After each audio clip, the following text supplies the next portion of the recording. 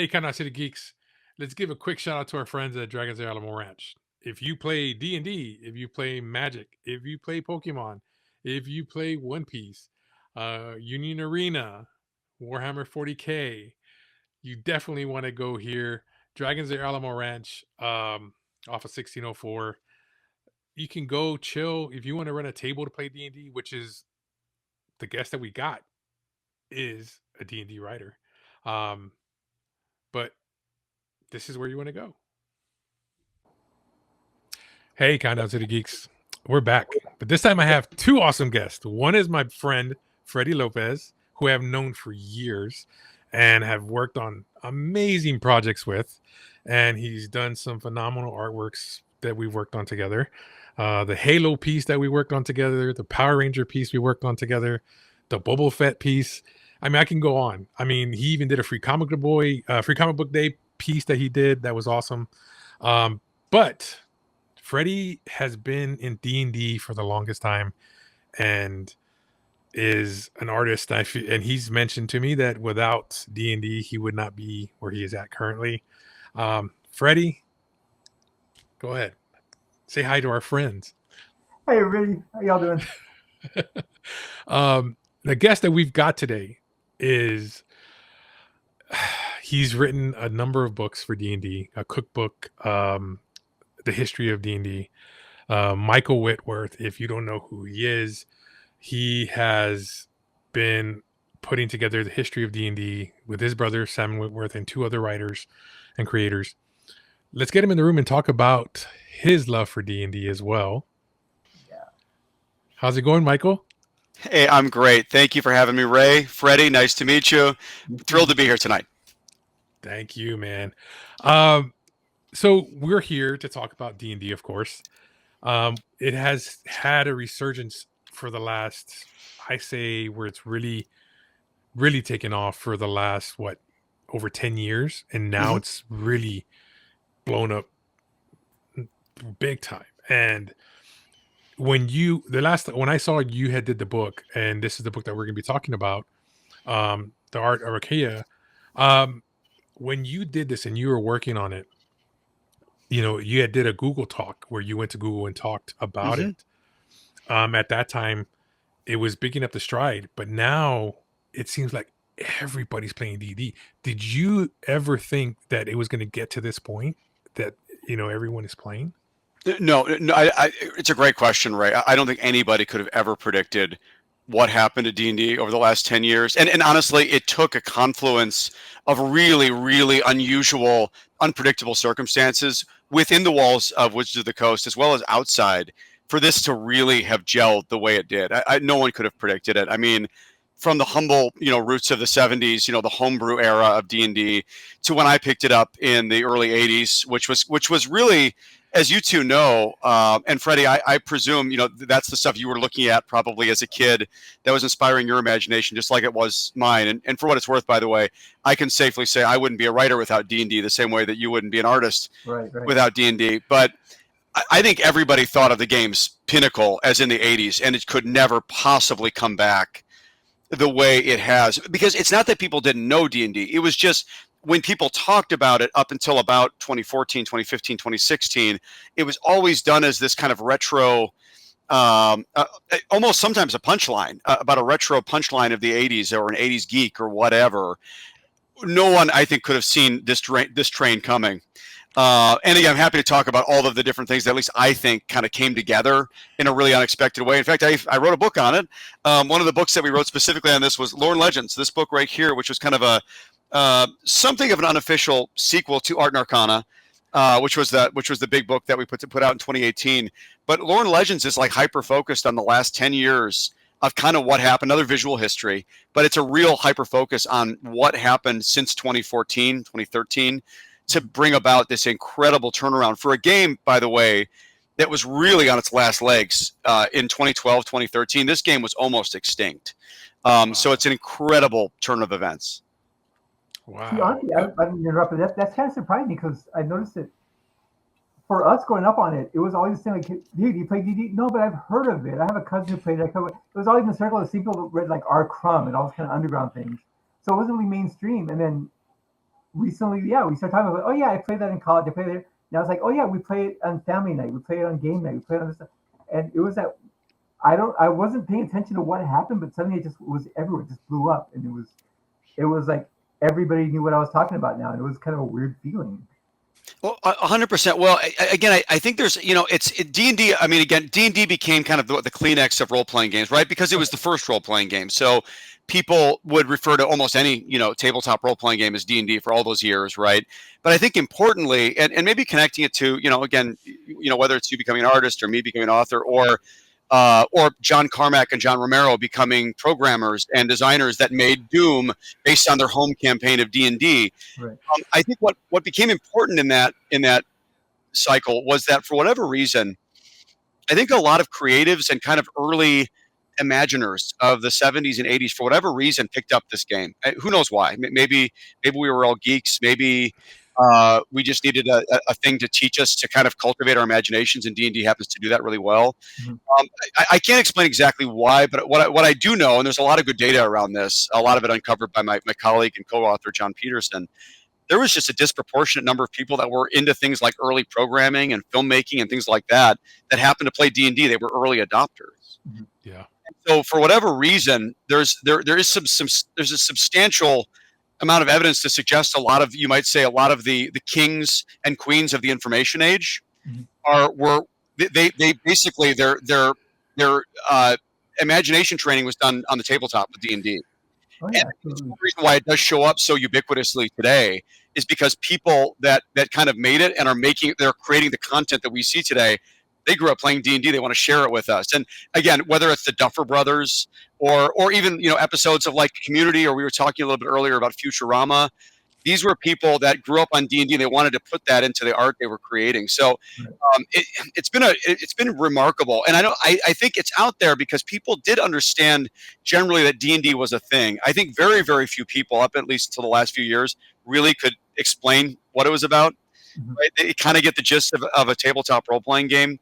But I will say that, one thing that I've said, at least in one of my talks, I don't remember if it was at Google or somewhere else, but I think there's a lot of people out there. Is in fact why I decided to actually write the first book I wrote, which was this book called Empire of Imagination here, which was a biography about D&D's co-creator, Gary Gygax. Mm-hmm. Gygax is often he's kind of synonymous with D&D. He's the one that founded TSR, the company that produced it and so forth. But the reason I even thought to do a piece on Gary that ended up turning into a book was that, I was looking around. This goes to the late 2000s, I guess, somewhere around 2011, 2012. Looking around, and I'm like seeing like rewards programs at Starbucks that say, "Oh, level up," or you're playing games that are MMORPG or any, and you're losing hit points, or you're dungeon delving. And I think about all these concepts that I knew were that originally unique to D&D. They pioneered these concepts of like hit points and leveling and dungeon delving, and even a fantasy game. The notion of a fantasy game it's original to D&D. So I started thinking about all these things, and I basically came up with the conclusion that by the transitive property, Gary and Dave Arneson must be very important people, because everybody knows the stuff that they did. They may not know their names, and they may not know much about D&D, but everybody understands when you say, "Oh, I'm going to level up on this or that." They know what you mean. Those ideas came from these people. So that was kind of what actually sparked my interest about, these are much more important concepts, having grown up with them and seen their development over the years. I'm like, these are important things, and most people don't even realize where they're from. So that was kind of what got me into the D&D history element of things. Very cool. Wow, that is so freaking cool, and it's true, because when getting back to like talking about that, how people like directors and writers for shows, Freaks and Geeks, when they introduced Love Freaks and Geeks. Oh, that was ahead of its time. I wish it was still on. That one right there was awesome when they were around the table playing D&D. That was so cool. But even it goes further back, because even Steven Spielberg had it in E.T. too, because at the beginning of the movie, and I feel, and I was talking to Freddie before, you came on, I feel that D&D, if the people who played it back in the day, it helped the younger kids generate problem solving, coming up with using your imagination, because the Dungeon Master basically gives you an obstacle, and okay, you have this, you're gonna have to roll your dice. What are you gonna do? You know, and I feel that helped these people, you know, grow. I mean, I say grow up faster because it helped them deal with real world issue, because that's something that you're going to come across in real world. 100%. And yeah, and to what I was going to ask you, so who introduced you to D&D? How did you find out about it as a kid? Yeah, that's an easy one for me because it was my brother Sam Witwer. You know, and some of you might know him. I've written some books with him, but he's much more known for his on-camera and voiceover work as an actor. He's, you know, as the voice of Darth Maul for Star Wars. He's done it for years and years with them. He was a Galen Merrick in the original Force Unleashed video game, for those of you who might know that. And then again, he's done a lot of on-camera work. He was the lead of the U.S. Being Human. He was in Supergirl most recently. He's done a lot of on-camera and off-camera work. Battlestar Galactica, he was Crash Down in Battlestar Galactica. But so Sam was the one that 100% introduced me to the game. So Sam's 3 years older than me. So we're pretty we're very, very tight. We're close knit, but we're pretty close in proximity as well, age-wise. So I don't think I can remember a time where I didn't play D&D. So it was very early. I'm thinking maybe 6-ish years old, believe it or not. Oh, wow. And the reason was because this is the 80s, right? So I'm born on Halloween 1980. So wow. You know, I'm kind of I've sometimes called myself the last Gen Xer, like the last Starfighter, but different. Nice. But so you know, 86. You know, I'm still a pretty little kid, but you know, that's D&D's flourishing by that time. You know, the animated series is still running. I remember that being a very little kid. Awesome. It had already actually canceled, but they were still syndicating. It was still running. And you know, again, a lot of the Gold Spine books were out there. It was a heyday of D&D. The Red Box was still alive and well. The Menser basic set. So what happened was, so Sam was obviously always very imaginative, very interested in things that stretched imagination, that were dramatic. Sam always had a flair for the dramatic. Again, he was he's been a talented actor since as long as I can remember, an artist for that matter. Wow. And there was a local neighborhood kid that was quite a bit older. I bet he must have been 5 or 6 years older than Sam, so way older than me, but he was a local neighborhood kid. We were really tight with his younger brothers. And this is like a very common story, right? So this older neighborhood kid who was in high school was the one that would use his younger brothers as guinea pigs. So Sam got into that game of D&D, and then Sam wanted to start doing the game with his guinea pigs, which would be me and my friends, my cohort, right? And so he actually bought the books. What ended up happening is he played for a couple of years with this kid. That older kid ended up wanting to sell his books. I'll never forget, because I was there that day. I went for Sam's birthday. I went over to their house with my dad, and my dad negotiated buying this huge stack of early 80s, mostly AD&D books, if memory serves. It was this big. And I remember what it cost. I remember the whole thing about the transaction. We took them home because this is what Sam really wanted, was this huge stack of used AD&D books. And that's what he started using on us. So I seem to remember the earliest memory I have of it was that he was running me and my friends through the Sinister Secret of Saltmarsh, which is coded U1. That's an early D&D module, actually a TSR UK module. And it's legendary at this point. People know it really well. So the Sinister Secret of Saltmarsh, which is about this haunted house that's more than meets the eye, if that's possible for a haunted house. And so yeah, I remember playing it and just loving it. And it was our favorite thing to do. This was like our favorite pastime. So we get together every weekend, have marathon sessions on, you know, Friday and Saturday night. And, you know, and unsurprisingly, Sam, I have no doubt that Sam finds a lot of the seeds in his imagination with this game, where I think he had to think on his feet. He had to direct this story of these young people trying to figure it out. And we didn't even understand the mechanics as little kids, and you wouldn't, you know, at that age. But Sam was into it enough, and he really understood it, and he could guide us through it. So it was awesome. It was just a really, really magical thing for us to be able to do really early. Wow. Yeah. Freddie was talking about that he started when he was in elementary. The same thing. He mentioned that as well, right, Freddie? Yeah, but a little bit older. So we started like I was in third grade, which had to be 70. But yeah, I had a friend who was into it because his older brother had taught him about D&D, and in third grade it was a little over my head, so I couldn't really wrap my head around the mechanics of it. But I love the imagination behind it. Yeah. I loved all the artwork in the books. I love the not having to find all these sources for different kind of fantasy material. It was all already condensed for you to one source. And so I got the monster manuals and the player's handbooks and just started reading what I could, make out what I could of them. But I had books and notebooks full of like mazes and dungeons I had drawn and creatures I had copied and beholders and dragons and everything. And so that kept me going until I got a little bit older. I was able to understand the mechanics of it, and then they taught us how to play. And collaborative storytelling blew my mind, man. It was you and your friends coming together with your imaginations to create these stories where a lot of times you weren't even rolling the dice. We were just telling the stories, just keep it going. And that's how we play now is we're more about the storytelling than about the die rolling. So that's where it came from. But we were just totally into it. I mean, it fueled my imagination so bad that I loved it. And I was into D&D before I was ever into comics. But that's where my imagination got sparked. It was everything I thought was cool as a third grader in one area. It was so cool. But then that drawing the maps and the creatures is what got me into wanting to be a fantasy artist. And it even got me into wanting to learn architecture and wanting to learn everything else. And then, just the resource of artists that were in those books was just mind blowing, man. I know for the time it was just standard illustrators doing the job, but for me it was like the best of the best was working on this material. So this material became the best of the best for me. If I wanted to see what was hot and happening in fantasy art, I went to D&D and who's doing the cover series, who's doing the modules, who's doing the interior.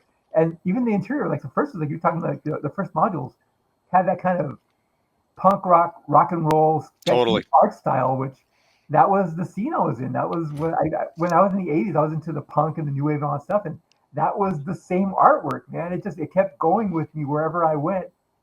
That kind of genre of art and people just kept following. And you're right. It was the people that grew up on that or the people that I was part of. So I kept growing into it. And as we got older, they got older and we're all into the same stuff. And so we all kind of grew older together. And my day job, I'm a software developer, but I picked up a lot of that because some of the first games were MUDs, man. They were fantasy games. There were people like me wanting to create digital versions because it's hard to find people to play with. So let's make the computer do it for us, And so that's what got me to computers and software and everything else. And it's like, it really was everything that I want to do. Kind of for some reason revolved around D&D, man. It's even now. It's the comic we're working on is all about fantasy and whatever in the 80s in modern world, and it's still D&D, man.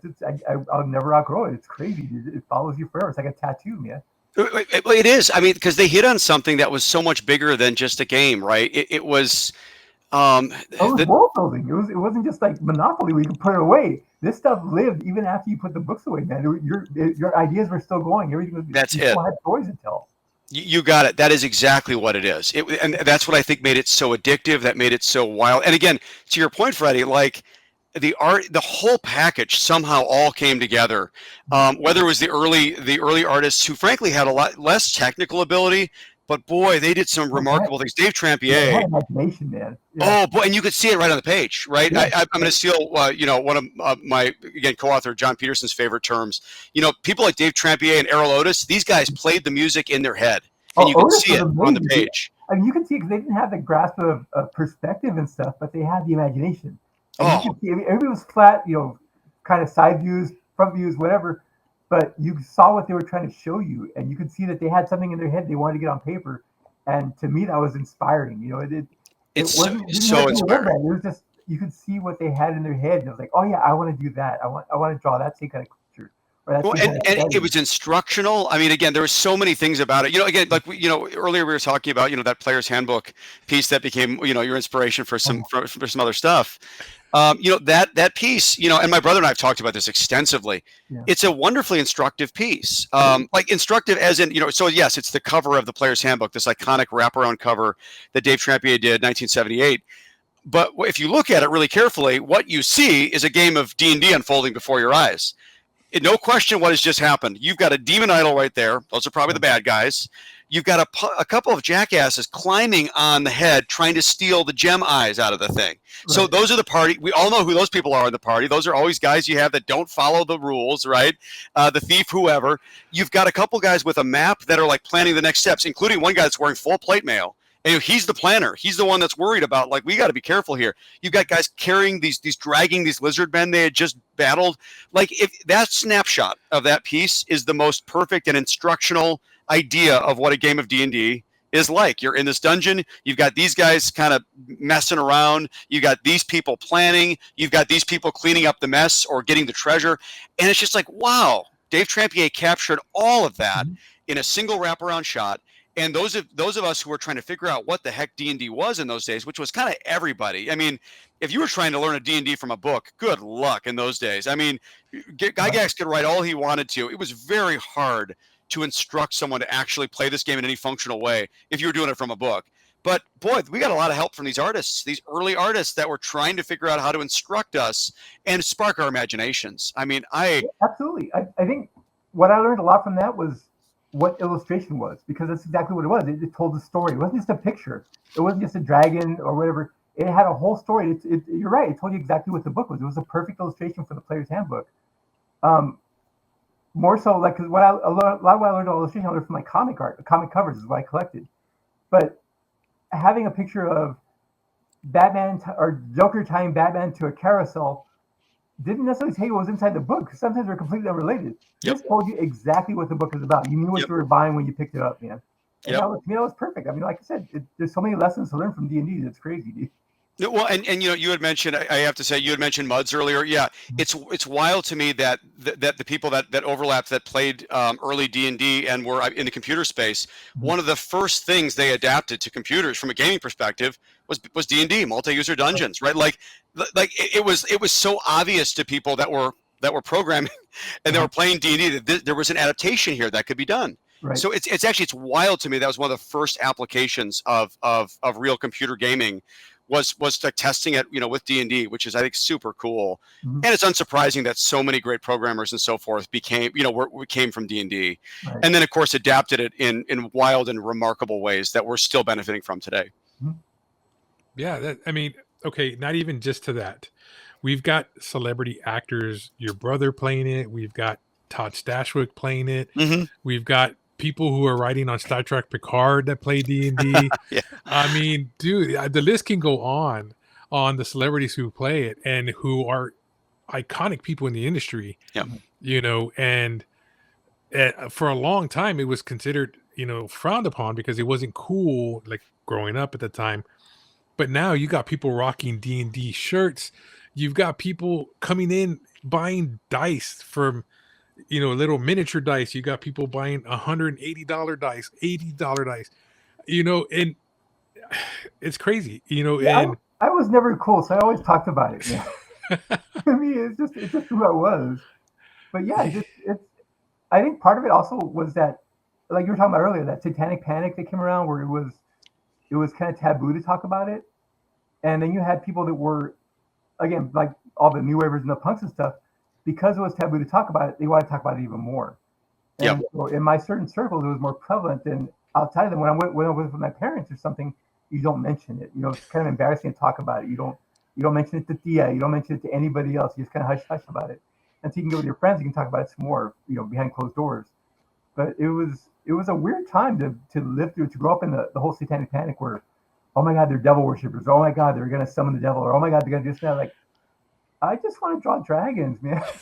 I want to do the Lord of the Rings thing. I want to do like the 80s cartoon that was out. That's all fun stuff. I didn't see what they saw in it, even though I had the books with demons and devils and Cthulhu. I mean, to me, I didn't make the connection that, I'm going to go to the park and use this to summon Beelzebub. It just, to me, it was all part of the game. It was no more than I thought. Monopoly was going to make me rich, because it didn't. Well, it's funny. It's so insane. In retrospect, it's so insane to think that, like, oh my gosh, this geeky game from Lake Geneva, Wisconsin, became the target practice for these censors and religious fundamentalists and a lot of others that were terrified of this game. And again, the story's wild. I mean, the story is.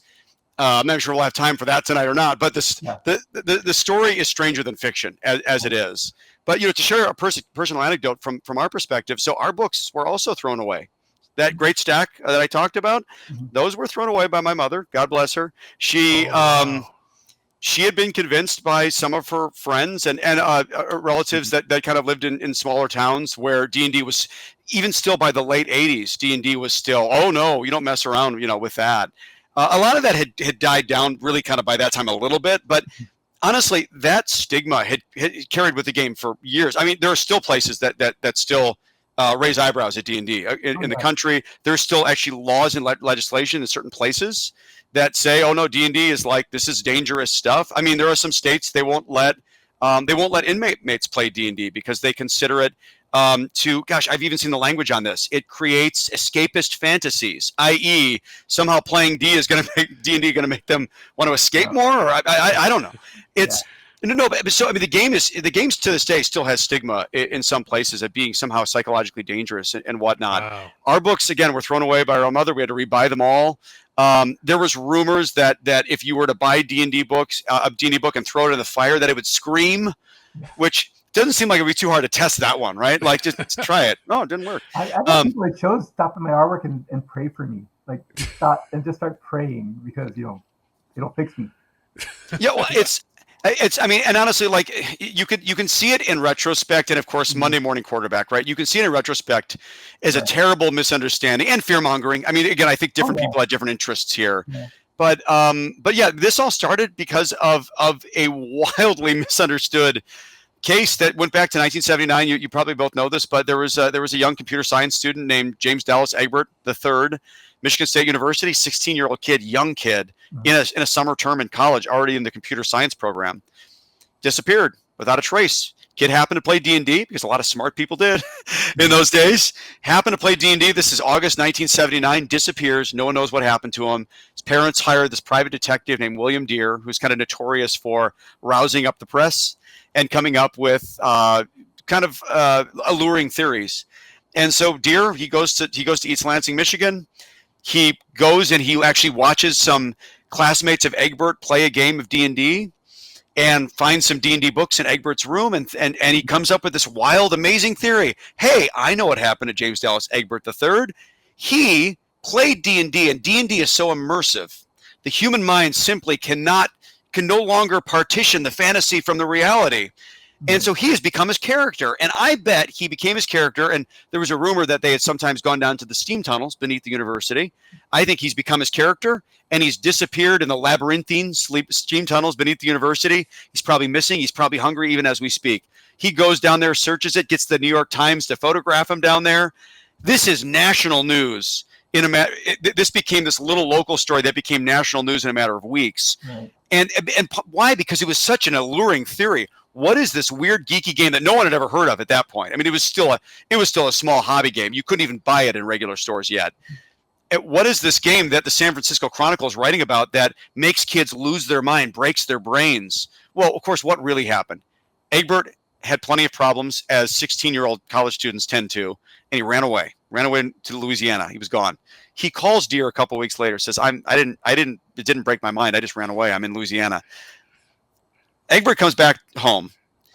The press, there is a retraction. For what it's worth, there was a press conference when they found him. It's like there was a whole thing, but no one ever reported this widely. It was not alluring to tell the story of all that stuff we've been saying the last few weeks about D&D and national press. That was all nonsense. And this theory was still so out there but even by 1982, that if you've ever seen the movie or read the book Mazes and Monsters by Rona Jaffe, the book Mazes and Monsters is a thinly veiled retelling of the Egbert incident as if Deere's theory was true. So the main character, which by the way in the movie is played by Tom Hanks. If you've never seen, anyone that wants to entertain themselves, look up the end scene from Mazes and Monsters 1982 starring Tom Hanks, and you got to watch the scene. It's just wonderful. But anyway, the long and the short of it is this was still a viable theory even by 82, even though all of that had been disproven. None of that had even happened. And so, of course, what happened is that once this game had scrutiny, and Ray, this to your earlier point, once this game had scrutiny, I think this is exactly when a lot of censors started coming out of the woodwork, a lot of religious right who were very worried about heavy metal in particular. And I think they started taking a look at these books. And Freddie, you had talked about, you had some of these books with the demons on the cover, or the Player's Handbook with the demon idol, or the Ifrit holding the girl, on the back of the Dungeon Master's Guide. And And I think parents kind of put 2 and 2 together and said, oh my gosh, I'm reading about a dangerous game in the New York Times. I go check out the books my kids are reading, and they've got giant demons on the front, and there are spell lists inside. This is not a recipe that I want to follow. But I will say this, to cap this story. I could spend a lot of time on this story. It's a wild one. But at the end of the day, I actually think the Satanic Panic, as they call it, I think was responsible for why D&D is here today and why we know it. I actually question whether D&D would have ever really taken off as anything other than a kind of an odd offshoot game if that hadn't happened. And I say that because D&D had already been very successful. It had done $1 million of business in 1978, which in 1978 dollars as a little cottage business was blockbuster. It was doing great. Or I take it back. Maybe that was 77, 78. Maybe it was $2 million. It was doing like really well. Wow. But you're still talking about small time sales compared to the real book business. Mm-hmm. And well, let me just give you some numbers. After the 79 incident, the 1980 revenue, it went from $2 million to $8 million in that period because of the coverage. Wow. It quadrupled. And in 3 years later, it was at 30. So the Satanic Panic was the best thing that ever happened to D&D from an all press is good press standpoint. Okay. It became the game your parents didn't want you to play. Right. So of course you got to play it. Yeah, absolutely. So I can't say what would have actually happened because the game's trajectory was good, but it wasn't that good.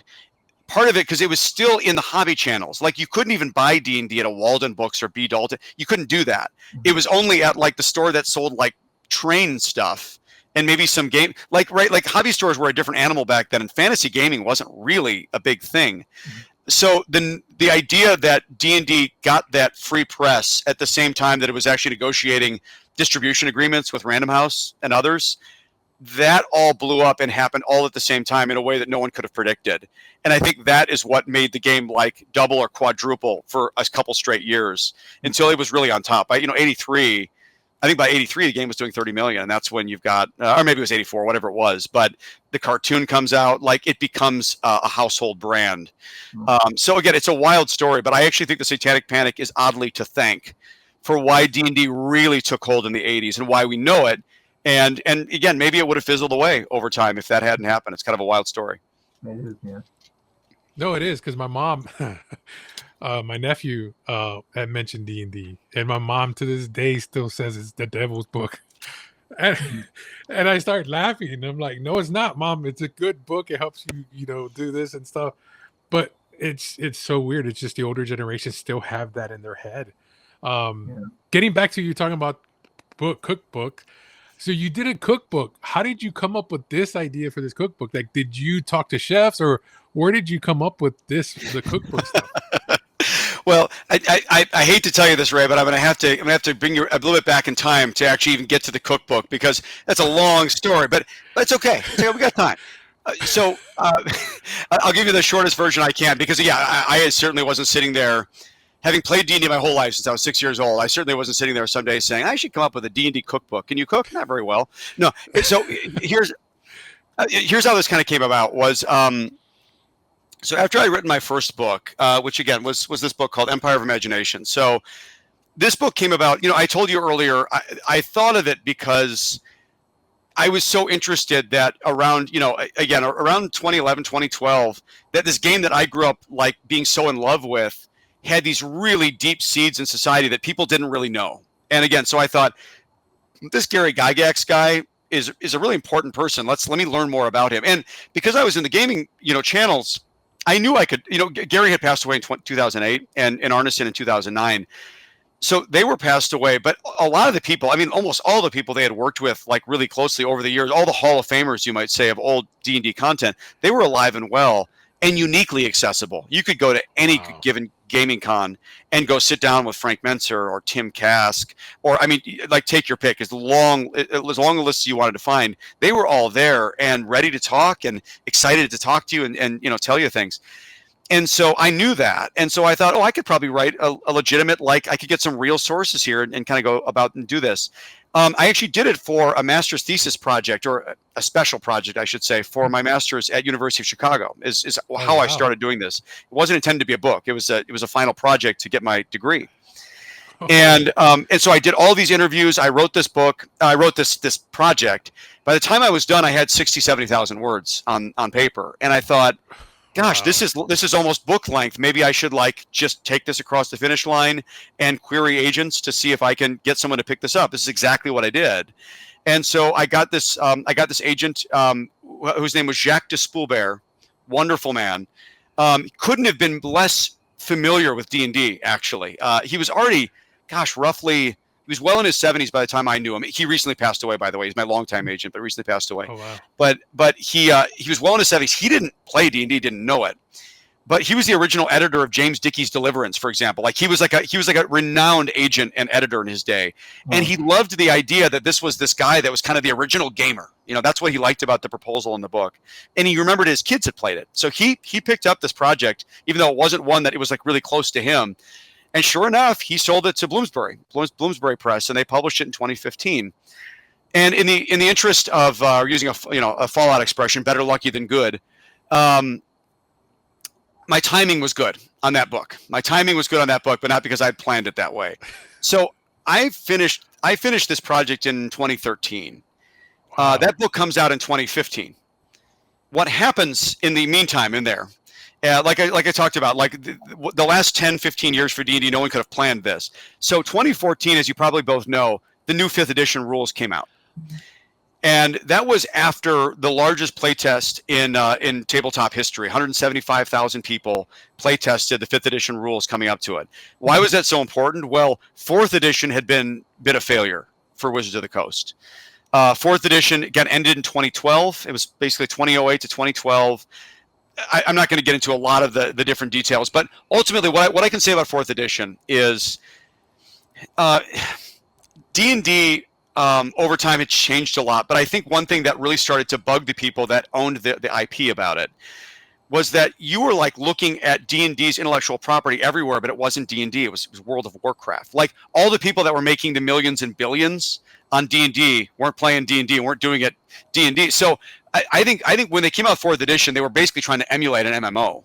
If you look at let's talk about the art, Freddie, you look at the art of 4th edition, it looks like World of Warcraft. It's got oversized pauldrons, giant weapons, and the action is just like Michael Bay style type action. It doesn't actually look like old, crunchy, strange, weird D&D. It doesn't look like that at all.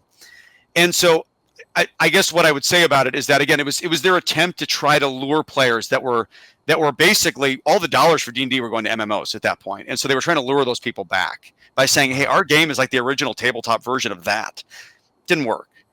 So by 2012, this game is actually on life support, 2012, 2013. But again, Wizards was smart enough to dedicate a spectacular team of people to say, let's give this one more shot.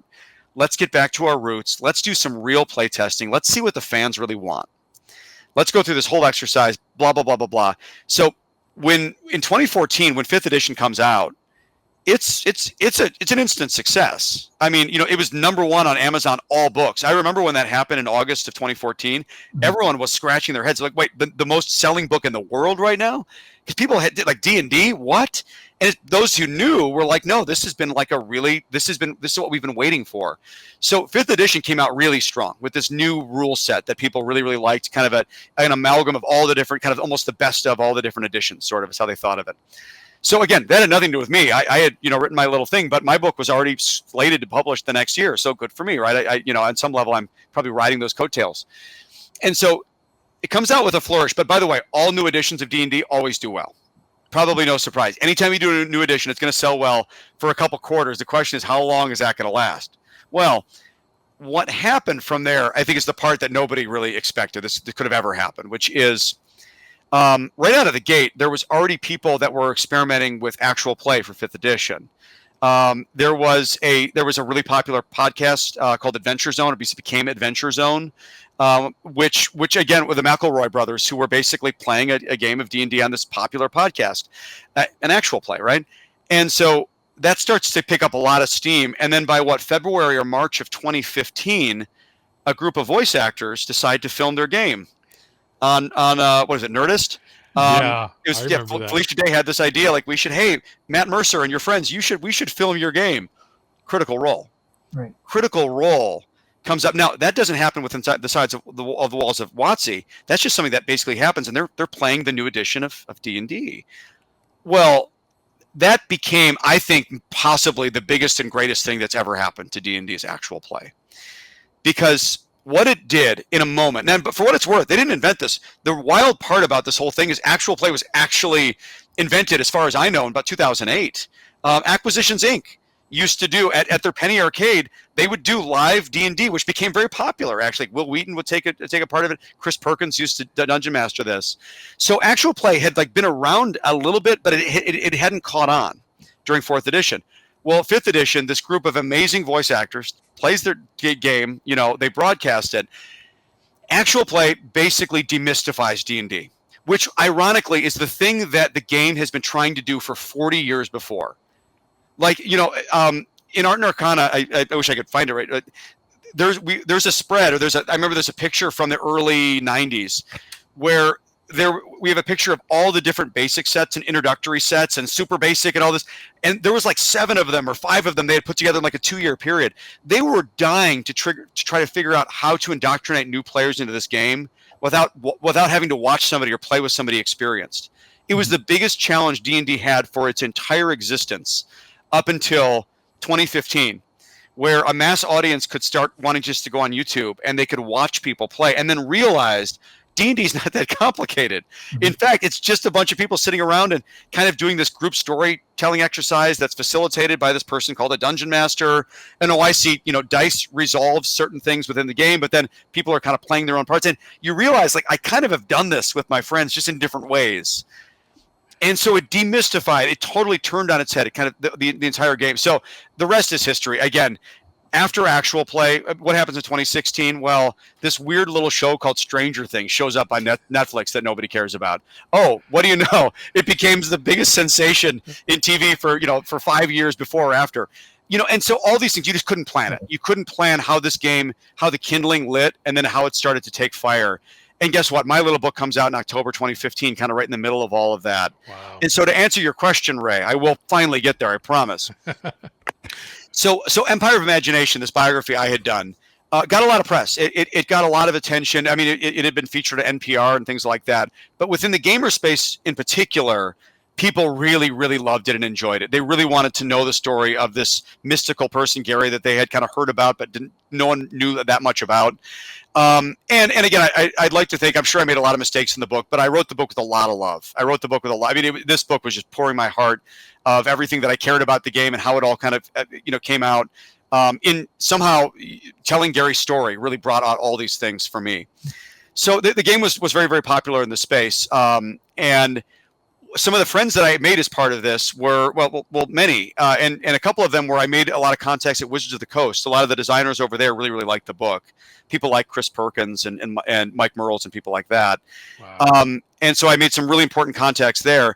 And then a number of other people kind of came out of the woodwork, including this gentleman named Kyle Newman, who was a friend of my brother's in Hollywood. Now Kyle is a Hollywood director. He made Fanboys, for example, and Barely Lethal, and he's a great director, right? Great guy.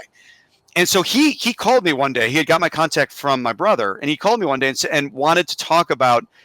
I think his original interest was actually adapting Empire of Imagination to a film. I think that was his original interest. But one other idea he had was I remember exactly his words. I remember he said, "Hey, Mike, I'd love to do a book with you as well. Where's the art book?" is what he said. His words, "Where's the art book?" And the funny thing is, being a D&D historian, even at that point, I was like, well, they made 19 of them between 19. There's 4 Dragonlance art. There had been plenty of D&D art books. There was a Worlds of TSR. There's been a lot of D&D art books. But I got the thrust of his point, which was, where's the art book? Because what he was saying was that, D&D is really, this is by 2016, 2017 when we're starting to talk. D&D is really picking up steam. He's playing again. He's really excited about it. And he's saying, where people should be celebrating the history of this game. I read your Empire. I loved it. Where's an art book? And so I remember I went over to Barnes & Noble, and I looked on the shelves, and sure enough, I saw the Marvel Encyclopedia, and I saw the Art of Assassin's Creed, and I saw 15 other art books of IPs that some of these are every bit as important as D&D, sure, but some of them were just kind of like, flavor of the day type stuff. No D&D anything.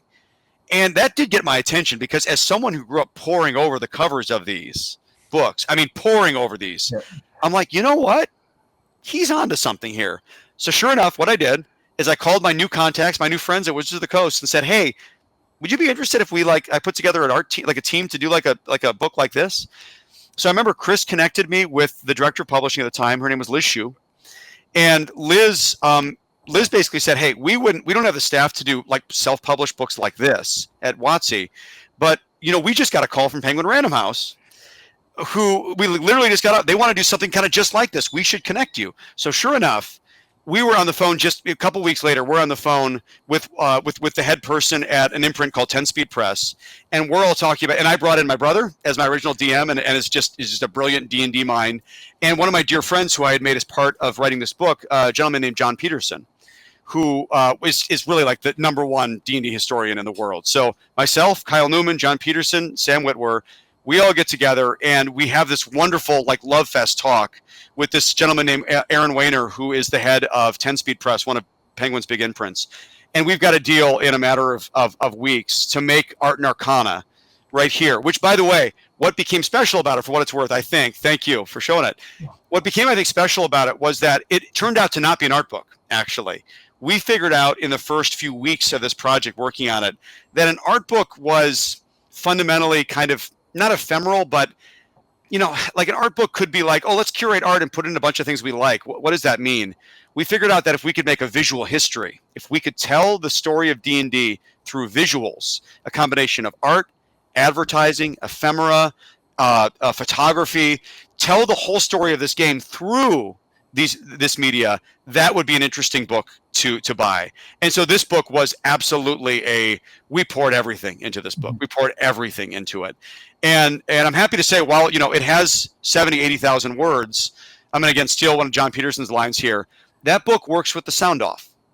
You can flip through that book left to right, and you will get the story of D&D. You'll get it because the art and the advertising, the ephemera, it all tells the story. From a crunchy homebrew game, 1974, Lake Geneva, Wisconsin, all the way to what we know now as one of the great fantasy IPs on the earth. So long and the short of it is that book went really well. It really, really went well.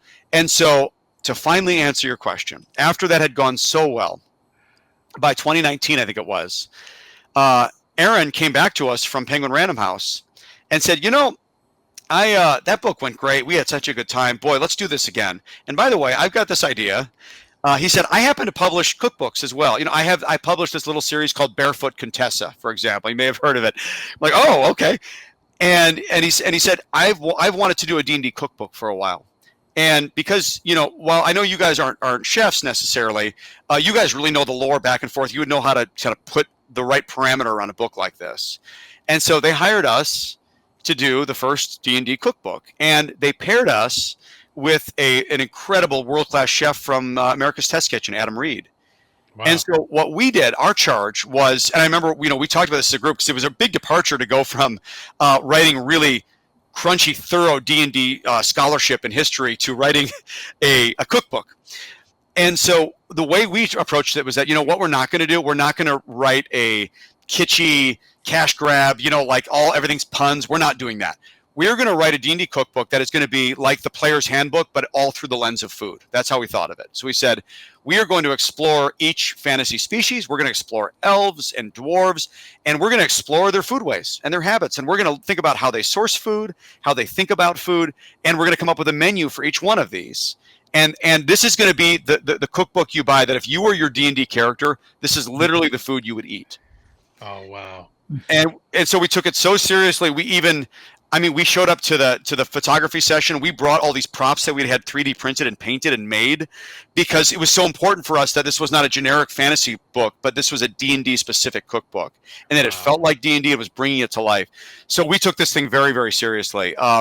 And what I didn't mention is that Sam had a big project at that moment. So Sam actually dropped off for that book. He joined us for the second one, but not the first one. But me, John, and Kyle stayed on for that first D&D cookbook. and that book became, kind of a blockbuster.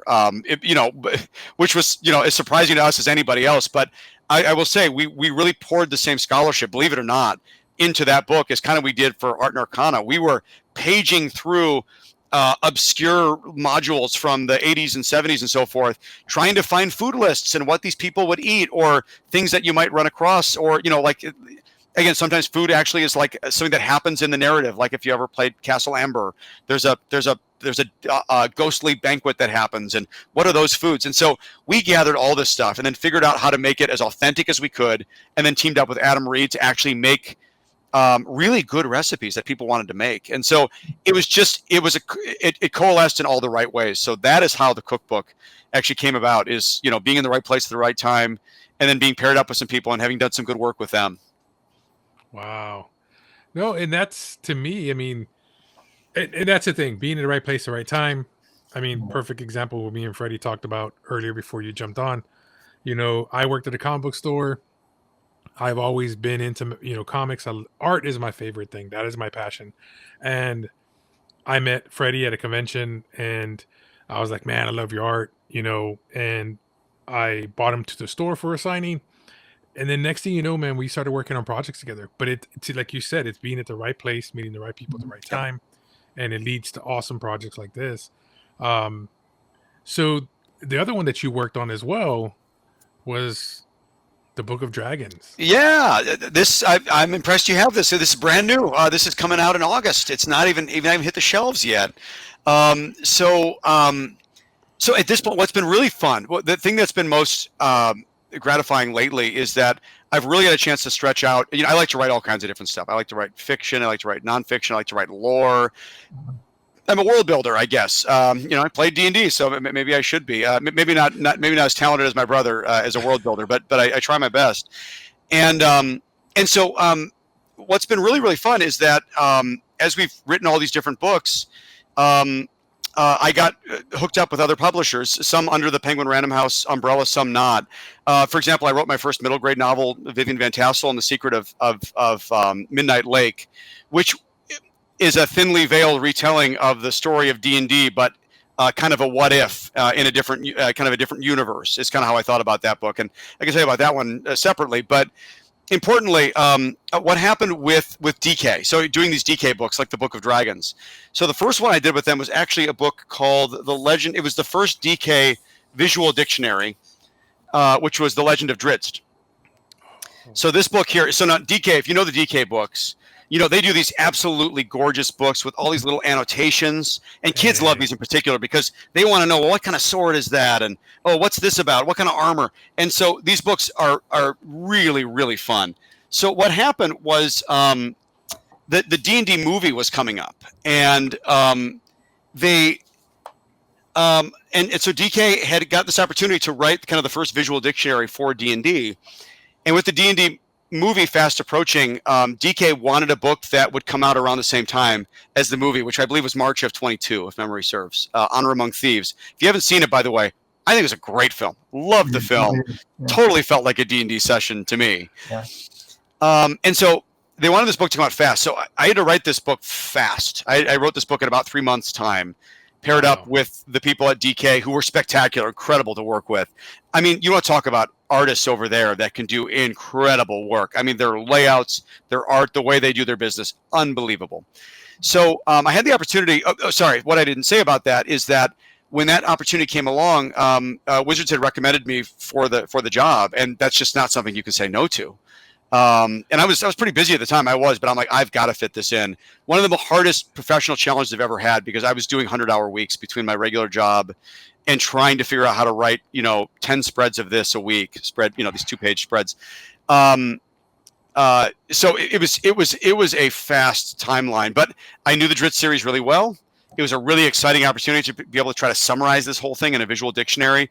And again, you might say, well, wait, Drizzt, what does that have to do with this D&D movie? The D&D movie takes place in the Forgotten Realms. Drizzt is the most famous character of the Forgotten Realms. So this is more or less a Forgotten Realms kind of source book. That Drizzt happens to be the main focus, but it's got a lot of other stuff that help people contextualize things that happen in the movie, right? And so this went really well. This project, and again, I have to give all the credit to DK. I mean, I wrote the words and I figured out like a lot of stuff in there, but DK is incredible to work with. So after the success of that book, they came back, whatever it was, about a year later, and said, "Hey, let's get the band back together. Let's do this again." And again, I while it was really challenging, I had such a good experience with them because they just the book turned out so good. That they wanted me to do this D&D Book of Dragons, and so here we are, and I got a chance to write a big source book. Source book is strong. It's not a game book for what it's worth. It's like a DK book, so it's all information and lore and so forth. But it's this huge compendium, beautiful, huge thing on nothing but dragons, all the different dragon types and dragon lore, and we feature maybe 50 different famous dragons from D&D and their background and their stories. And again, the art. Unsurprisingly, the art is the star of the show, but I did my best, and I think I wrote reasonable words to go with the art. So one fun thing with that book is that I got to write in the voice of Tiamat and Bahamut a lot. Now, Tiamat and Bahamut, these are the two big dragon gods. Tiamat, the queen of evil dragons, and Bahamut, the platinum dragon, who's kind of he's the god of the metallic dragons, who are good dragons in D&D. And so I got to write a lot in their voice and write poetry and write all kinds of different kind of canticles and things like that on their behalf, which was admittedly like a really big challenge. Like I hadn't planned on, that's something you want kind of more time for, if I'll be honest. But I was really honored to be able to do it. And so hopefully it turned out okay. But I can vouch for the fact that the book is beautiful and very much worth checking out when it comes out in August. So do you have an actual official date when it actually releases? I think it's either August 19th or August 26th. And I'm sorry, I'm not crisp on that date, but it's late August. Sweet. And I'm sure we can find that before long. Are you going to be doing a book tour for signing by chance? I'll be doing a number of appearances. I don't think I'll be doing a full like national tour or something like that, but I'll be going to a handful of different conventions in the second half of the year. I'll be signing, for example, at Gen Con coming up, although that's pre the book's release. And I'll be signing, of course, all my other 10-speed books over there, the cookbooks, Art and Arcana, Lore and Legends, all these different types of books. And then again, I'll be doing other conventions and so forth in the second half of the year. I'll likely be going to like the Portland Retro Gaming Expo and some places like that. Nice. What were you going to say, Freddie? Oh, I feel better because he was showing me all the books you wrote. I was like, I have that one, I have that one, I have that one. He showed me the Dragons book. I was like, how have I not heard about this? How do I not own this yet? That's why I feel better. It hasn't come out yet. Okay. It hasn't come out yet. No, you're nothing to worry about. And I will say, well, and you will both love the art of this book when it comes out. You will appreciate the art of this book because it's gorgeous. So yeah, no, I mean, again, it's been. I've been very fortunate, obviously, to be able to work on stuff that I'm just in love with. One thing I mentioned, I have a regular job. I'm a regular person. I've got a regular job, and so I've been really fortunate to be able to like really work on stuff that I love. And I'll say that one thing I feel really strongly about is that I've never felt a need to monetize my art, my writing. It's not my motivation. It doesn't mean I don't want to make money on books, and I've been pretty fortunate in that space. But it's not where my motivation is. I'm not trying to monetize the stuff. I only work on stuff I really want to work on. And I'd like to think that helps it be, I hope that makes it a better product. But I will say, I'd like to think I'm writing it for the right reasons, which is stuff that I'm nuts about. And I want it to be the absolute best thing it can be. Even if we have to spend a lot of money to make it the best thing it can be, great. That's what's important to me. And again, I get to, have my regular job that makes a living, and I get to do this on the side, and it's hard, but I really, really love it. No, I agree with you on that because I feel we all have our regular jobs, and Freddie does his stuff, his regular job, and does this on the side, as I do this on the side, as I have my regular job. Plus, I have a second job that I work at the comic book store as well for Dragon's Lair, Alamo Ranch, because I love this stuff. I love customers. I love talking to people who have the same loves as we do. Freddie, I met Freddie, like I said, when I worked at another comic shop, and he mentioned, he would come in just to talk, because it's like a bar, but for geeks, where you get to just chit chat about stuff you love. You know what I mean? And you said Dragon's Lair, by the way, which happens to be one of my all-time favorite video games from the 80s. So believe it or not, Sam and I grew up. We talked our dad into buying a decommissioned Dragon's Lair machine. We had a Dragon's Lair machine. Oh wow! Oh wow! So remember, late 80s, arcades are dying everywhere. right? And so he ended up rounding up a Dragon's Lair machine. He couldn't find a Space Ace. Space Ace was the one that Sam really wanted. Sam was nuts about Space Ace. I was nuts about Dragon's Lair, but he likes Dragon's Lair too. They're of course both Don Bluth games, right? Laserdisc machines. So we had a Dragon's Lair growing up. But I promise I'll tie this together. And I'm not sure if the comic shop has any relation to that Dragon's Lair game, or maybe just a passive mention of it. But I just mentioned the Portland Retro Game Expo. One of I think the recent highlights of my career is I actually got to moderate the panel of with Gary Goldman and what's his name, Dan Moreno, who is the voice of Dirk the Daring, among others. Like again, all of the people from Space Ace and Dragon's Lair were there, and I got to moderate this panel because the organizer knew that I was nuts about Dragon's Lair. So I again don't know if there's any relationship between that Dragon's Lair and your comic shop, but I figured I'd mention it because Dragon's Lair is awesome. No. A little aside, you see they said Ryan Reynolds is doing the movie for that Dragon's Lair coming out soon? I just saw something on that. I guess it's still alive and in development, and they've even got Ryan Reynolds attached, which he seems like actually a pretty great choice for Dirk the Daring. When I think about it, I'm like, he would work every day for this. I would love to see that. Yeah.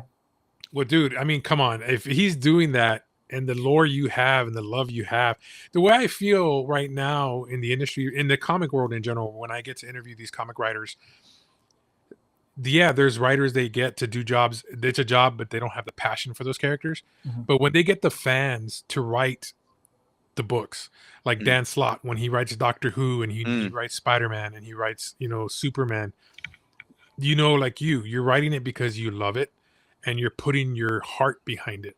And that shows at the end.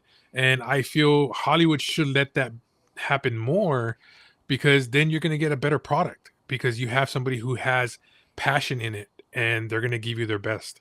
And I understand it's about money, but Ray, I couldn't agree more. I think part of it is that, fan or not, when you approach an IP that's this beloved, fan, right? Fan's short for fanatic, right? So we're fanatics about this stuff. And the reality from my perspective, and again, I've been shaking when I write D&D content, because I have so much reverence for it. So it's firstly, it's about respecting the IP and what everyone else has built before you. That's why it's here. That's why there's so much pressure around getting this right. And I think if you respect that and you try to earn whatever you're trying to do with it, I think that goes a long way. But part of it is doing the homework and really spending the time to figure out what has gone on before.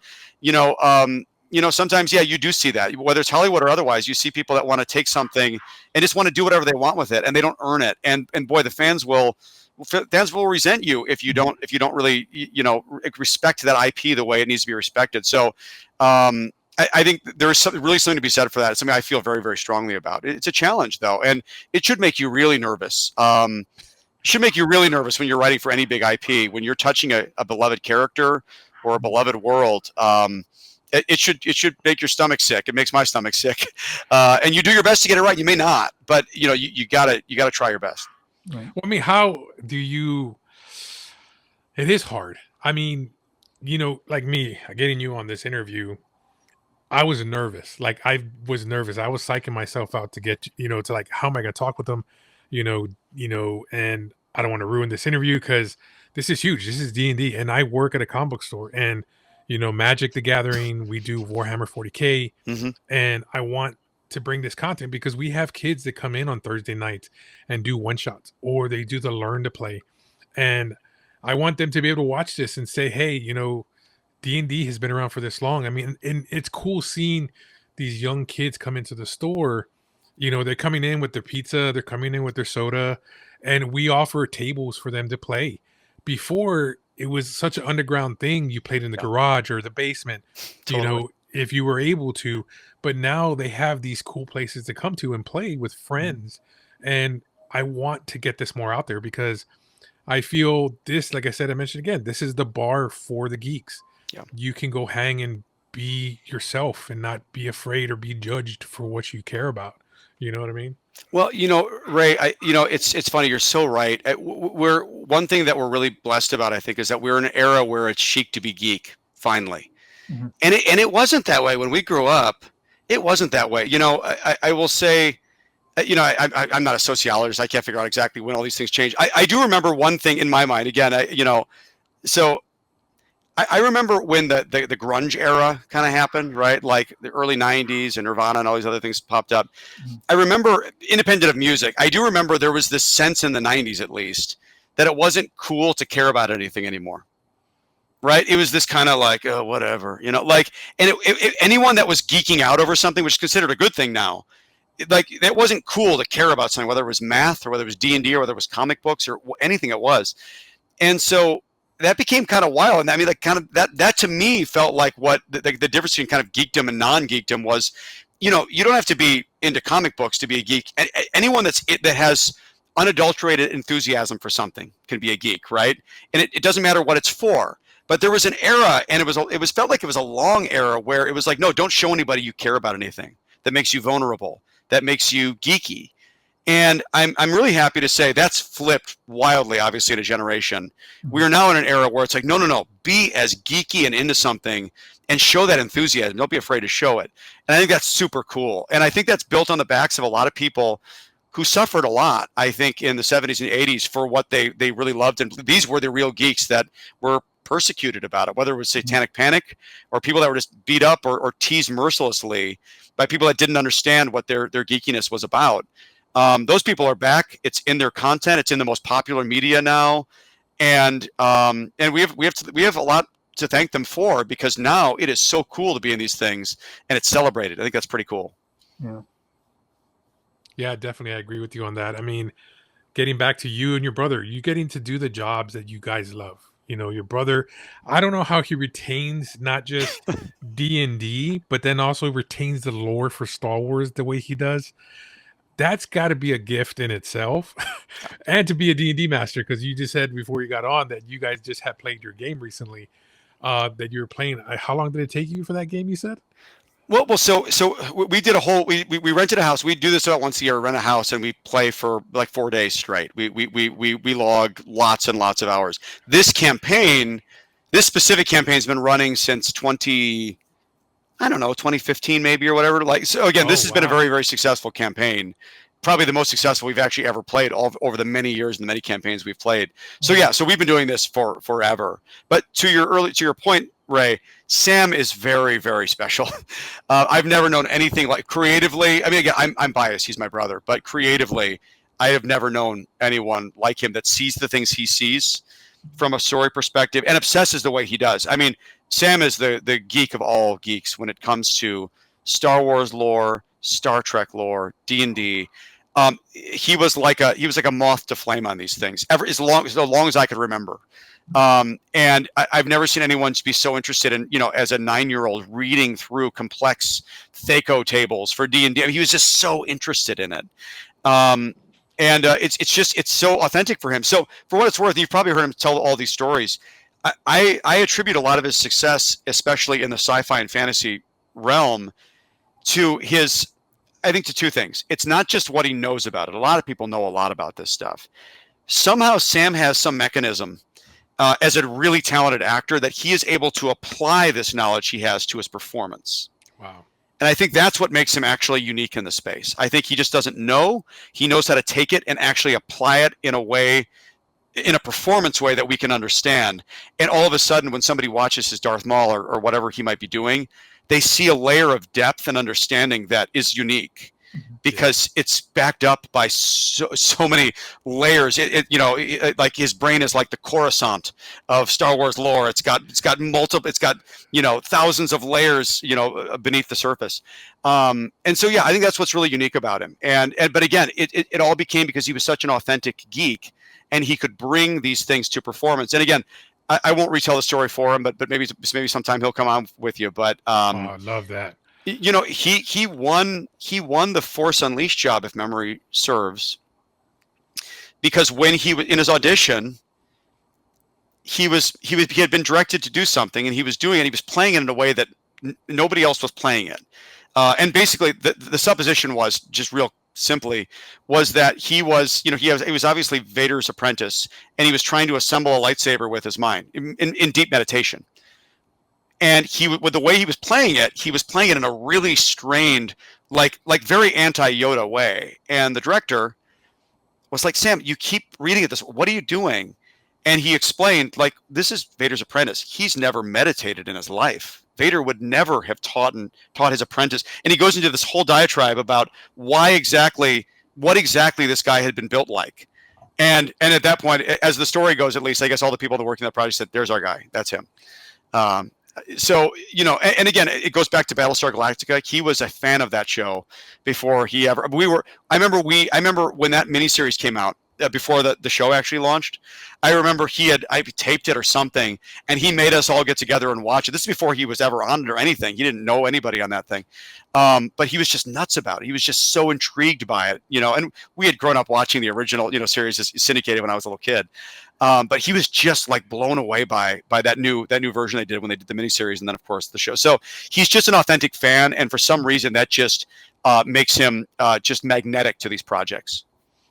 I feel the same way when it comes to stuff.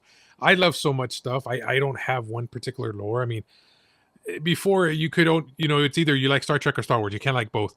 I like Star Trek, Star Wars, Doctor Who, anything sci-fi. I'm a fan of art. Like, I don't have any more space. I have Freddy's pieces. I can see that. In my other room, I have Freddy's pieces that we worked on together. Like, he worked on a piece for Halo. We did a show in San Antonio, and Halo, of course, was the game. The voice actors were going to be there. So he did a Master Chief in front of the Alamo where the Cortana popped up in the ship, over, and the Alamo is the background. That was my favorite piece that he did. And good times, man. Yeah, and I have that in my house. And to work with an artist that can bring what you have to life is just great. And and that's the thing with you. You're getting to work with people that have the same passion you do. And when Freddie said it himself, he goes, when you have somebody who has the same taste, and it makes the job easier.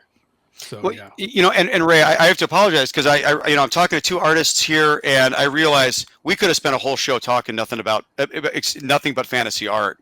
I'm nuts. I'm nuts. No, I'm not an artist. For what it's worth, I'm not an artist. But after Art and Arcana, my appreciation for art and the things I learned about these people and the way they went about their business and the things they did for D&D specifically in that case. I'm so sold on it. I mean, we could geek out about art for a long time, and in fantasy art in general, not just this, but we could be talking about Frank Frazetta or Boris Vallejo or anybody else. Maybe another episode someday, huh? Real quick, Michael, I just want to thank you for writing that book, because as an artist, it was really important for me that book came out.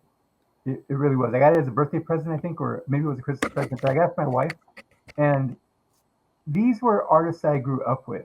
I mean, easily, Gorman, Elmore, all these guys. I looked up to them, and I copied so many of their paintings and their drawings and everything else. But a lot of these people that are getting into it right now are kind of coming through the front door. We all came into the back door. Yep. And they're coming in through, like, even comics. They're not really coming into it the way that we came into comics. They're coming into movies, the Marvel movies, everything else. And so they're getting that grand entrance where it's already laid out and polished and set up for them. And I'm glad that they're in there. But like I had my first visit to San Diego Comic-Con a few years back. And to me, that was always Mecca. That's the place where you want to go. You want to check it out and stuff. And people were lining down the street to go meet Robert Downey Jr. and all these actors in the Marvel movies and everything else. And that wasn't what I wanted to do. So I went looking for, for Dorman and for, all these other artists.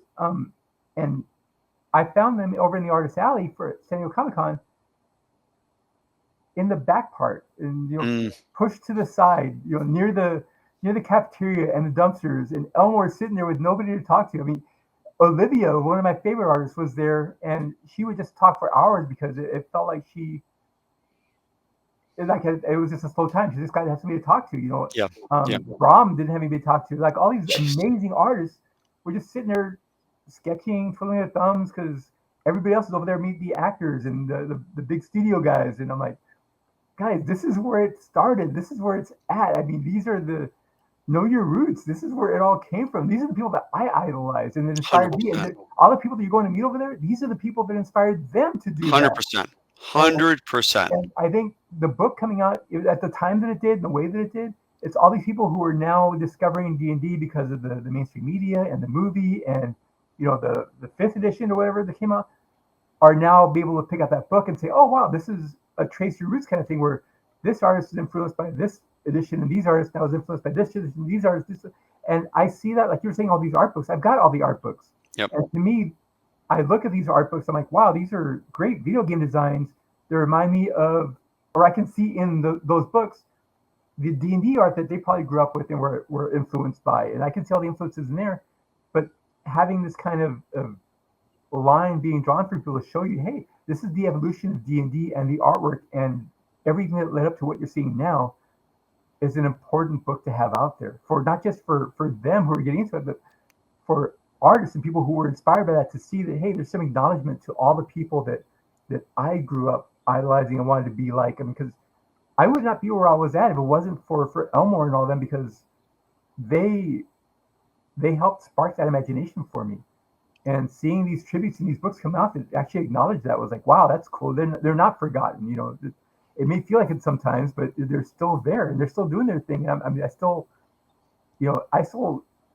friends with some of these guys. I still talk to them. It's like, yeah, it's not the scene it was before, but the fan interaction makes it worth it for them. You know, and I just thought it was really cool. That's why I'm just sitting back listening to stories and geeking out. Like, this is really cool for me to hear it firsthand from you. You know, all the research you did in this is appreciated. I just want you to know that it means a lot to a lot of us out there.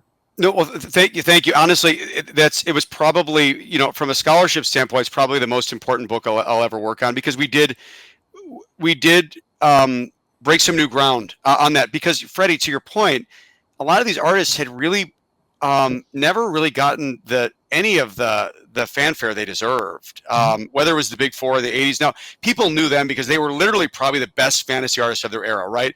Easily Elmore, Parkinson, and Caldwell. Yeah.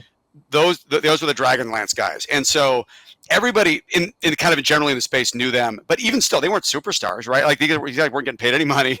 Right. And there was a whole series of people before them that people knew the work, but they didn't know their names. And then there was even people before them. And so literally the most gratifying thing about this whole book, if I'm going to be really specific, was honoring the artists that had really been forgotten to D&D lore. And I'm going to tell you exactly who comes to mind. Number one, well, there's probably two really that are near the top of the list. So there was a gentleman named Greg Bell, and there was a gentleman named Tracy Lesh. And so Greg Bell and Tracy Lesh are on many of the panels between 1974 and 1976, somewhere in there. And you'd have to know really early D&D to ever see these guys work or know what it was. But I mean, there was a couple of things that they did that kind of carried over that went to more mainstream stuff. But who were these people that had signed these original panels in this old, like, homebrew, self-assembled D&D brown boxes? Well, Greg Bell was this local kid that lived in Rockford, Illinois, a 17-year-old that would drive up to Lake Geneva to game with Gary Gygax. He worked at a game store, worked at a hobby store, has for many, many, many years, and just loves the material. And like, again, Greg Bell was just this unassuming kid that used to play with these kind of a little bit older guys that were kind of young professionals and sheet metal workers and all kinds of different people in Gary's early game. Greg had done all of these remarkable pieces that were really foundational to D&D lore, including, I saw you earlier showed one of those great panels of some of the swipes they used to do and so forth. Because Greg was just a young kid. You know, the important context around this is that none of these people were professional artists. Yeah, there's an example. So those bottom panels are all Greg. You know, and he did the cover of Greyhawk in the far right, The First Beholder, which is on the cover there. Man, yeah. It's iconic. And so Greg was just this young kid that knew Gary, and Gary would talk him into doing panels for $2 a panel. Tracy Lesh is every bit as interesting. Tracy Lesh, he's known for doing the first Mind Flayer. He did the first Roper. He did the cover and the illustrations for the original Boot Hill. Tracy Lesh was a 14-year-old kid who was a friend of Gary's daughter. One of Gary's daughters was in class one day and saw Tracy doodling and thought, "Oh, you're pretty good. I should introduce you to my dad. He does fantasy stuff." Tracy Lesh was just a kid, like a junior high kid, and he was doing these, getting published in these little panels. These people had been forgotten to D&D history, effectively, even though some of their work had carried forward. And so, being able to actually find them and interview them and honor them in a way, because these were the people that really built I mean, talk about building the visual language of D&D. These were the original ones that did it. And then people like Trampier and Sutherland and Erlotus. I mean, they just kept moving the ball forward in monumental ways. And so that was the single most gratifying part about doing that book, was finding these people. Who were they? What's their story? How did they get associated with D&D? And how did this all kind of come about? And giving them some kudos and explain their story too, I think was really, really important. So I'm glad you can see that as well, because this was absolutely an honor project about those people that had done that. And again, it's about a lot of other things as well, but ultimately it's telling that story of D&D, and nothing does that like the art and the artists. And we interviewed, 40 some artists as part of that, and found a lot of work that had either been forgotten or stories that just weren't known about iconic pieces. Wow. So that's what I'm doing for Countdown. So when I interviewed Jimmy Palmiotti about him starting off as an inker, then becoming a writer, and he came on and he talked about, we need this, because back in the day, Bernie Wrightson, if you should look for an interview for Bernie Wrightson, there's not many interviews out there. I mean, you may find an article or a 2-minute clip, but no actual story of how he got into comics or where his love started, or and for me, I want to interview up and coming artists, artists who have worked on iconic stuff, because without them, we wouldn't, like Freddie said, we wouldn't have this IP at all, or these characters that were created. And I want their stories out there, because every person has a story. You have some that they tried to get into art school, they got turned down. But that didn't stop them from drawing, and they're actually working on Marvel or DC. And that's what I want to bring, is that to let these people see who is behind the magic. And don't forget that, yeah, we have great shows and cartoons and stuff, but who's the imagination that came up with it? Yeah. And that's why. And again, thank you for coming on and telling us your story and Sam's on how you guys came up with all this, and being able to bring what you guys love to books, because without you guys, Freddie wouldn't have, like he said, he has a book now that he gets to look back at, but if it wasn't for you, there would not be no book. So I feel we're all here for a reason and purpose, and even each of us have a little piece of a puzzle to help complete the big puzzle. I have all the Dragonlance books that came out, and all the art books are there. I've got all the D&D books, art books from TSR, but yours tells a different type of story from that. It's not just that story. Yours actually the history of it, and I love it, man. It's up my bookshelf. It's one of my prized possessions. Someday I'll meet you, get it signed, but for right now, I enjoy thumbing through it, man. 100%. I will look forward to that. No, thank you. No, again, the book, that book means everything to me, because again, we killed ourselves on it. We spared no expense. A couple things. I thank you for, because again, one thing that was one of our main missions was to show all of that original wraparound art in its native form. It never been seen, never been published that way, right? There was always text bubbles on the back and trade dress on the front and stuff. It had been cropped or so to be able to find a ton of the original pieces out there, which were mostly in private collections at this point, lost to history. Again, so many stories lost to history, so much art lost to history.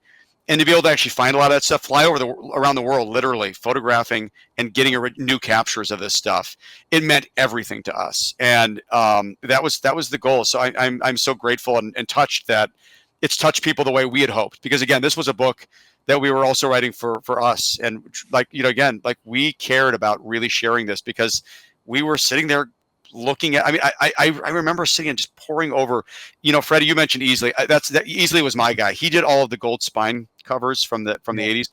And every one of those is a masterpiece. And I remember just looking at those, whether it was the inspiration. Actually, again, I had Jeff Easley do the cover for this book, by the way. So this is, of course, if you know the book Unearthed Arcana, this is a play on Unearthed Arcana, but it's instead of a wizard, it's Gary. Instead of a wizard book, it's the typewriter and so forth. I had Easley do this. He was available to do it, and we had him do the cover. But I just poured over these books as a kid, because nothing brought you into this game like the art did. It was really all about the art. So again, we're very aligned spirits there, and I'm glad we could do this and bring this out to the market. It meant a lot. Awesome. Yeah, definitely. And again, guys, don't forget August. Go get your hands on it. Pre-order it if you can, so that you don't miss out on this. Because I think we're going to get it for our comic book store. I'm going to verify this week, and I'm going to post it on social media if we are, so that you can pre-order and you don't miss your copies. And is there any other projects that you can tell us that you're working on possibly, or anything that fans look forward to in the future? Yeah, well, thanks, Ray. I have 3 active projects right now. None of them have been announced yet. I'm sorry to say. Okay. But stuff that one I think surprised. No, that's not true. A couple of them I think are in veins that I think they'll be unsurprised to say, oh, Mike's doing another, more of that type of thing in this. One is another middle grade book that I'm pretty excited about. That's a little bit of a departure. That's something a little bit different. Oh. So again, from the middle grade side, other than like the visual histories. This middle grade novel series, Vivian Van Tassel, The Secret of Midnight Lake. Oh, nice. This is, to not say too much about it, this is basically, how can I explain it quickly? This is kind of almost an alternate history of D&D. It's a what if, is kind of what it is. And so again, Midnight Lake is a thinly veiled Lake Geneva, basically.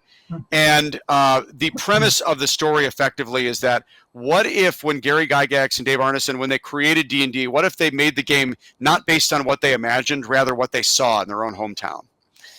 And this girl ends up playing this game, a similar game called Beasts and Battlements. And we come to find out this game is more that beats the eye or whatever. So it's a fun middle grade kind of think Harry Potter, Percy Jackson type universe, very role-playing game associated, thinly veiled fake history of D&D, you might say. So I'm doing more middle grade stuff like that as well. That's coming up. So yeah, I've got 3 projects, got plenty on my plate right now. Unfortunately, not much else I can talk about other than Book of Dragons. So please check that out if you get a chance. And again, or anything else that again, we've got the 2 cookbooks. A lot of cookbook work in that's happened over the years, and then Art and Arcana. As you both have been very generous to talk about. That book, especially that 50th anniversary edition that's out now, that's got a couple of new gatefolds, and I do love that book every bit as much as when it came out. I'm really, really proud of it. Again, I want to thank you, Freddie. Do you have anything that you want to ask before we go? No, I think he's covered everything I had. I'm just geeking out, man. Yeah, I would like to mention a couple projects I'm working on, though, if I can, real quick. We have a Dungeon Crusade game coming out, which is huge for us. It's a reissue of the game, and so that's going to be coming out pretty soon. I think the end of summer, with a lot of new assets and new expansion modules to that. And then we have our comic coming out for Wags to Witches and the Rune Wave, which is our. We also have an alternate reality book in the works. It's everything that I kind of grew up on. It's got D&D, it's got punks, new wave, 80s nostalgia, fantasy, horror. It's just my wife and I are putting up to write this book together. So it's our first comic coming out. We're really excited. That should be out by the end of the year. Congratulations! That's awesome. It looks amazing. I can't wait to check it out. Thanks. And then also, guys, if you're going to be in Corpus, you're not going to want to miss this. Pick up your print. Where can they get it, Freddie, that they can get signed? Oh, yeah, it'll be Billy West signing poster there at Corpus Christi Comic Con, and then I'll be one of the guest artists out there, so you swing by the table and pick up a copy. Sweet. Michael, I want to thank you again. If you want to come back on and talk about the books that you can when you can, I would love to have you back on as a guest and talk about when your new books drop that you can talk about. But then again, dude, you're doing awesome stuff. That's all I can say. Thank you so much. You guys are awesome, and I'm so again really, really grateful for your time today as well. I love to geek out, as you can tell. I can stay here all day. No, we can't. And maybe we can do we'll pencil in a rain check on talking about nothing but D&D art for an hour. If anyone can stand it. But hey, I'm really, really grateful. Thanks for having me. All right, guys. Peace.